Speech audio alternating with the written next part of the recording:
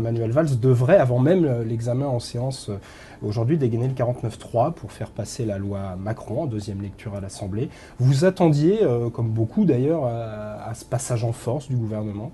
C'est ce qu'on disait depuis quelques jours, notamment dans les médias, mais je ne pense pas que ce soit une bonne méthode, y compris quand François Hollande était dans l'opposition, il critiquait le recours au 49.3 comme étant un outil pas démocratique. Donc là, on dit passage en force, mais en fait c'est un refus de débat. Mais ça veut dire aussi que d'une certaine manière, ils sont pas très sûrs du vote qui pourrait avoir lieu. Donc puis en même temps, je crois qu'il y a une image d'autoritarisme en même temps. Le débat a eu lieu, hein. J'entendais Monsieur Le Guen ce matin à la radio, Bruno Le Roux, président du groupe PS à l'Assemblée, qui disent qu'il y a eu des centaines d'heures de débat déjà lors de la première lecture, des milliers d'amendements déposés et beaucoup adoptés aussi. Est-ce que ce débat finalement n'a pas eu lieu? Il y a eu un débat en commission, mais la logique veut à un moment donné, quand à l'Assemblée nationale, qu'il y a un vote solennel d'un projet de loi par les députés en séance plénière.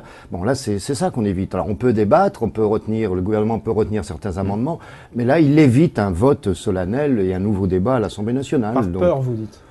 Ouais, je crois qu'il y a à la fois cette volonté d'aller vite, peut-être un doute sur le résultat, ou que quelques députés de la majorité pourraient ne pas voter ce texte, puis peut-être aussi vouloir à nouveau redonner une image d'autoritaire. Mais aller vite, cette loi Macron, on en parle quand même depuis un moment. Je veux dire, il est temps à un moment donné aussi de prendre des décisions.